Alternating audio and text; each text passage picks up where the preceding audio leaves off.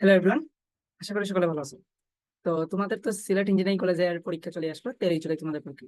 তো অনেকেই আমাকে ইনবক্সে বা আমাকে আপনারা কমেন্ট করে বলছেন, এই ইউটিউবেই বলেন, ইনবক্সেই বলেন আর ফেসবুকেই বলেন, হোয়াটসঅ্যাপেই বলেন, আমাকে কমেন্ট করে বলছেন যে ভাই জৈব রসায়ন তো পারি না, কোনো কিছুই পাই না, সাজেশন দেন। তো আজকে আমি তোমাদের এই সেই জৈব রসায়নের সাজেশনটা নিয়ে আসছি আর কি।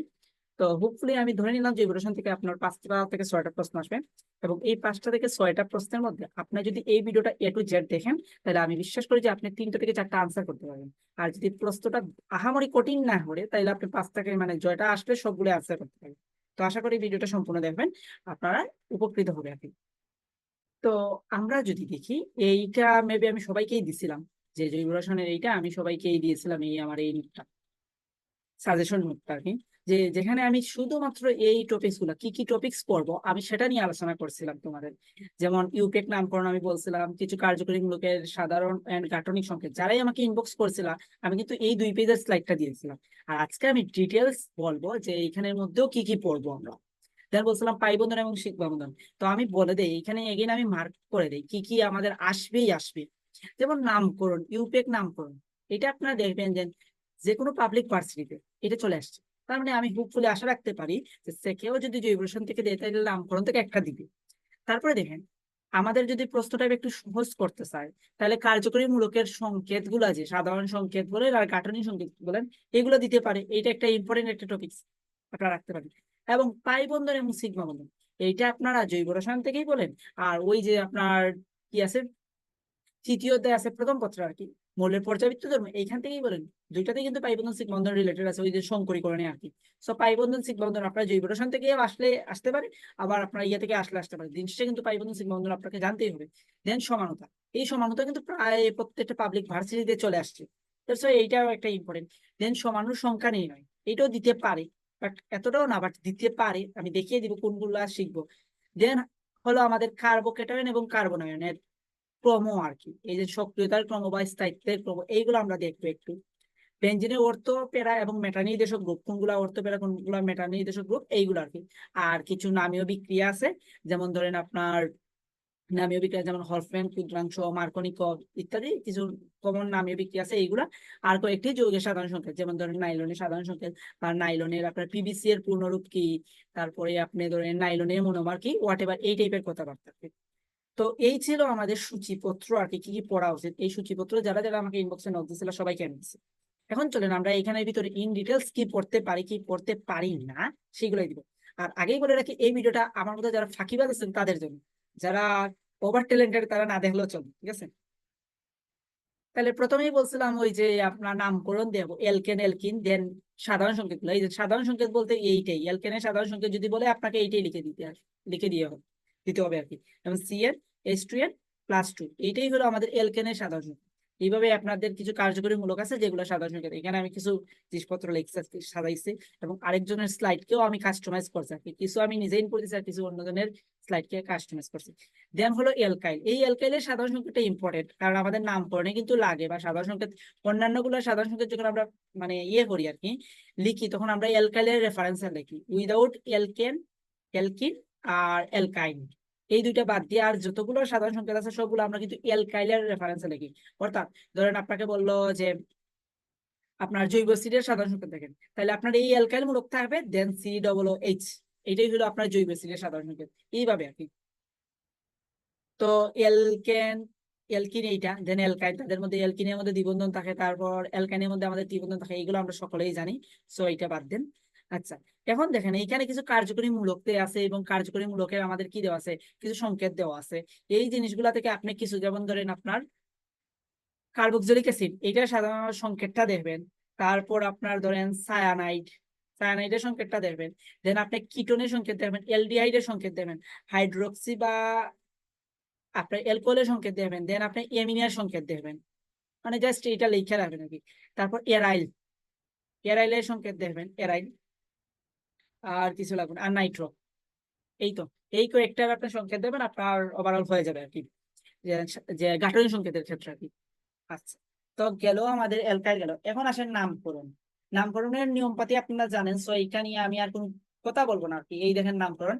তো একটা জিনিস মাথায় রাখবেন, নামকরণের ক্ষেত্রে প্রথমে আপনি সর্বোচ্চ শিকল আর কি, সর্বোচ্চ কার্বন শিকল এইটা আপনাকে আইডেন্টিফাই করতে হবে, সর্বোচ্চ কার্বন শিকলের দৈর্ঘ্যটা আইডেন্টিফাই করতে হবে নামকরণের ক্ষেত্রে। আর নাম্বারিংটা আপনার ঠিকঠাক করতে হবে, যে দিকে গেলে আগে শাখা পাবেন সেদিক থেকে নাম্বারিং করবেন। হোয়াটএভার আপনারা এইগুলা দেখে নেবেন নামকরণ। ঠিক আছে, সো নামকরণ তো আপনার প্রথম, নামকরণ কার কার নামকরণ করবেন সেটা একটু বলে দিই। আপনারা ধরেন নামকরণ তো অনেক বড় একটা টপিকস, আপনারা সবকিছু নামকরণ পড়তে হবে না। বেসিক যদি জানেন আপনারা যে কোনোটা নামকরণ লিখতে পারবেন। তবুও যদি স্পেসিফিক করে বলে দেয় তাহলে আপনি বলবো যে এলকেনের নামকরণ এলকেন, এলকিন, তারপর এলকাইন, এলকাইন, দেন হইলো ওএইচ, ওএইচ থাকলে দেন হলো সি ডবল এইচ, দেন হলো কিটোমূলক আর কি, কিটোমূলক বা সিএইচও যাই বলেন এইগুলা। এই যে কয়েকটা লিখে দিলাম ছয়টা, এই ছয়টার নামকরণ দিয়ে রাখবেন। এবং তাদের সাথে যে যদি দুইটা রিমিক্স থাকে আর কি, তার মানে শক্ততায় কোনটা আগে কোনটা পরে এই হিসাবে আপনি নামকরণটা দেবেন। কোনটাকে আপনি প্রধান শিকল ধরবেন, কোনটাকে আপনি মুখ্য শিকল মানে গৌণ শিকল ধরবেন, হোয়াট এভার এই টাইপের কথাবার্তা আর কি। সো নামকরণ আমি এই যেগুলো বলে দিচ্ছি এইগুলো পরে হুকফুলি হয়ে যাবে আপনার নামকরণ। তারপরে নামকরণ থেকে যদি একটা মানে প্রশ্ন আসে আপনি এক পাওয়ার আশা রাখেন আর কি নামকরণে। আচ্ছা, তো এইখানে নিয়ম টিয়ম দেওয়া আছে স্লাইডের মধ্যে, আর এত নিয়ম টিয়ম দেওয়ার দরকার নাই, আপনারা পারেন এগুলো। সো আমি আর এইগুলো দেখবো না, আপনারা জাস্ট এগেইন রিভাইজ করবেন। তারপর দেখেন এইখানে কিছু আছে 2 ডিগ্রি, 3 ডিগ্রি, 1 ডিগ্রি, এইগুলো একটু দেখবেন যে কোন শর্তে 2 ডিগ্রি হয়, কোন শর্তে 3 ডিগ্রি হয়, কোন শর্তে 1 ডিগ্রি হয়, এগুলো একটু দেখবেন। তারপর আছে এই যে ইথারের, ইথারের বা ইথঅক্সি, এই যে এই টপিক্সটা ইথারের, কোন সময় আপনার অক্সি হয়, কোন সময় এলকেন হয়, ওয়াটার টাইপের এইগুলা। মিথক্সি ইথেন, এই যে আপনার মিথক্সি ইথেন, মিথক্সি ইথেন এই টাইপের আর কি। দেন সমানতা, কার্বন সংখ্যা সমান, তাহলে আচ্ছা এখন আসেন সমানতাতে আমরা ঢুকলাম। ঠিক আছে, আমরা যদি সমানতাতে ঢুকি, সমানতাতে ঢুকলে আপনার টোটোমারিজম এইগুলা তেমন লাগবে না। এরপর আপনার কিটোন ইনন সমানতা, এই যে মেটামারিজম, টোটোমারিজম একটু দেখবেন, টোটোমারিজম কারা কারা দেয়। টোটোমারিজম দেয় কিটোন এবং ইনন, এই যে ওএইচ আর সিও। ঠিক আছে, সিএইচও আর ওই লগে আপনার সিও, মানে অ্যালডিহাইড এবং কিটোন এই দুইটার মধ্যে আপনার টোটোমারিজম থাকে আর কি। সো এই জিনিসটা একটু মাথায় রাখুন, টোটোমারিজম। দেন মেটামারিজম, সাধারণত কারা কারা মেটামারিজম প্রদর্শন করে, ইথারে হলে কিটোনে হলে 2 ডিগ্রি অ্যালকোহল এবং 2 ডিগ্রি অ্যামিন। ঠিক আছে, ওই যে 2 ডিগ্রি অ্যালকোহল কারা হয় 2 ডিগ্রি, আমরা ডিগ্রি একটু আগে দেখে আসছি, এইখান থেকে ডিগ্রি আসছে। দেন ত্রিমাত্রিক সমানতা, এইটা ইম্পর্টেন্ট, ত্রিমাত্রিক সমানতা টপিক্সটা। ত্রিমাত্রিক সমানুতা এখানের মধ্যে আছে সিস্টান্স সমানু, সিস্টান্স সমানু এবং আলোক সমানুতা বা অপটিক্যাল আইসোমারিজম।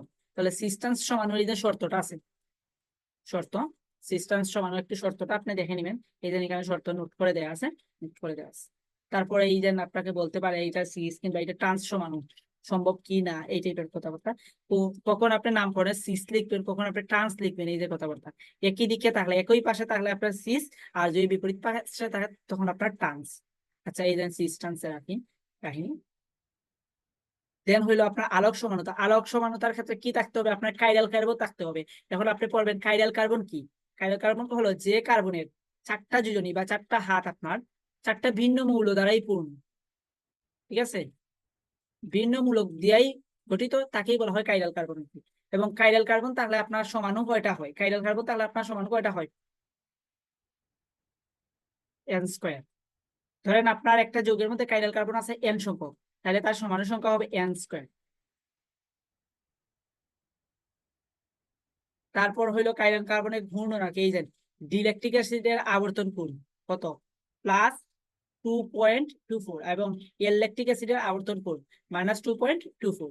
এবং তাদের দুইটার মিশ্রণকে বলা হয় রেসিমিক মিশ্রণ। এই দুইটাকে আমরা যদি মিক্স করি তাইলে হইলো রেসিমিক মিশ্রণ, রেসিমিক মিশ্রণ। এবং রেসিমিক মিশ্রণের ঘূর্ণন কোণ কত, রেসিমিক মিশ্রণের ঘূর্ণন কোণ হলো 0। এই যে রেসিমিক মিশ্রণ, রেসিমিক মিশ্রণ।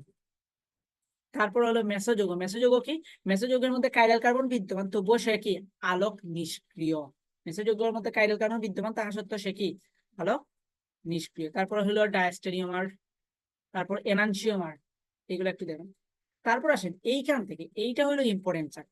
এই যে আপনারা সমাণু সংখ্যাটা বের করতে পারেন না, হোপফুলি এই জিনিসটা মাথায় রাখেন, যেহেতু নেগেটিভ মার্কিং নাই তাইলে এলকেন যদি থাকে এই অনুসারে আপনারা সমাণু সংখ্যাটা বসিয়ে দিবেন।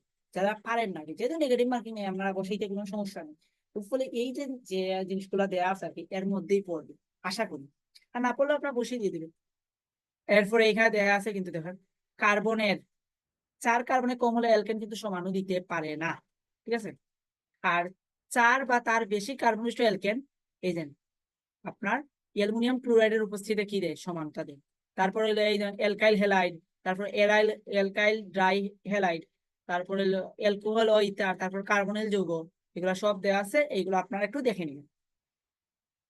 তারপর হলো কার্বনিল যৌগ মানে অ্যালডিহাইড বা কিটোন, কার্বনিল যৌগ মানে অ্যালডিহাইড বা কিটোন। আচ্ছা, তারপর বেনজিন, এই যে আরেকটা জিনিস বেনজিন, ঠিক আছে। বেনজিন, বেনজিনের ক্ষেত্রে কি আছে, দ্বিপ্রতিস্থাপকের ক্ষেত্রে 3টি সমাণু দেয়, ত্রিপ্রতিস্থাপকের ক্ষেত্রে এই যে কাহিনীগুলো, এগুলো একটু দেখে নেবেন বেনজিনের ক্ষেত্রে। তাহলে এই ছিল আপনার সমাণু, এই যে বেনজিনের বিভিন্ন জিনিসপত্র দেওয়া আছে। এখন আরেকটা জিনিস দেখেন, বেনজিনের মধ্যে পাই বন্ধন কয়টা, বেনজিনের পাই বন্ধন হইল 6টা, এবং সিগমা বন্ধন কয়টা, বেনজিনের সিগমা বন্ধন হইল 12টা। এটা একটু মাথায় রাখবেন, বেনজিনের পাই বন্ধন 6টা এবং সিগমা বন্ধন 12টা। কিভাবে আসছে একটু যদি বুঝিয়ে দিই আমি, তাহলে দেখেন এইটাই তো বেঞ্জিন, এইখানে একটা কার্বন, এইখানে একটা কার্বন, এইখানে একটা কার্বন, এইখানে কার্বন, এইখানে কার্বন, এইখানে কার্বন, এবং একান্তর দ্বিবন্ধন বিদ্যমান, বুঝতে পারলাম, একান্তর দ্বিবন্ধন বিদ্যমান। তার মানে এই দেখেন, এখানে একটা আপনার কি, আপনার এইখানে আছে আপনার হইলো কি একটা পাই বন্ধন, এইখানে আর একটা পাই বন্ধন, এইখানে আর একটা পাই বন্ধন, ভুল হয়েছে, বেঞ্জিন। এই যে বেঞ্জিন, বেঞ্জিনের ক্ষেত্রে আপনার পাই বন্ধন হলো 3টা, আমি লিখছি পাই বন্ধন 3টা, এবং সিগমা বন্ধন হলো আপনার 12টা, কারণ 6টা কার্বনের সাথে 6টা সিগমা বন্ধন এবং 6টা হাইড্রোজেনের সাথে 6টা সিগমা বন্ধন, দ্যাটস ওয়াই আপনার 12টা। ওকে, দেন হইলো সমানুতা গেল, সমানুতাতে আর কোনো কিছু নেই, এই যে কাহিনী টাইনি সবগুলো মোটামুটি দেয়া আছে। আচ্ছা, তারপর আসেন আপনার কার্বোক্যাটায়ন কার্বনিয়াম এর স্থায়িত্ব। আপনি একটা জিনিস দিয়ে মনে রাখবেন, তাহলে এই বাকিগুলা হয়ে যাবে আর কি। এটা কার্বন আয়নের স্থায়িত্বের ক্রম। এখন দেখেন, এইখানে আপনি দুইটাই কি শিখছেন, স্থায়িত্বের ক্রম শিখছেন না, এখানে একটা স্থায়িত্বের ক্রম শিখছেন, এখানে স্থায়িত্ব ক্রম শিখছেন। এখানে শিখছেন আপনি কার্বোক্যাটায়নের স্থায়িত্ব ক্রম, আর এখানে শিখছেন আপনি কার্বন আয়নের স্থায়িত্ব ক্রম। কিন্তু এখন আপনাকে পরীক্ষায় দিল সক্রিয়তার ক্রম, তাহলে একটা জিনিস মাথায় রাখবেন, সক্রিয়তার ক্রম হয় স্থায়িত্বের বিপরীত, সক্রিয়তার ক্রম হয় স্থায়িত্বের বিপরীত, সক্রিয়তার ক্রম হবে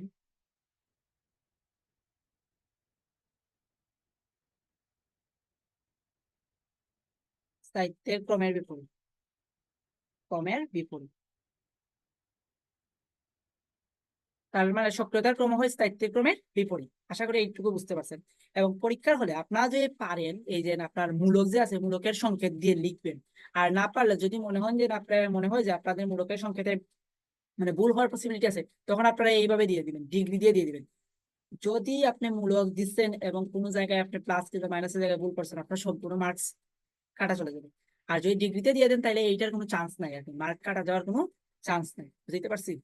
একটু চালাক না হইলে দুর্নীতি টেকা মুশকিল। এখন আসেন, ওই দিন আমি বললাম কিছু নামীয় বিক্রিয়া, নামীয় বিক্রিয়া, এখন আমরা সেই নামীয় বিক্রিয়া গুলা দেখবো।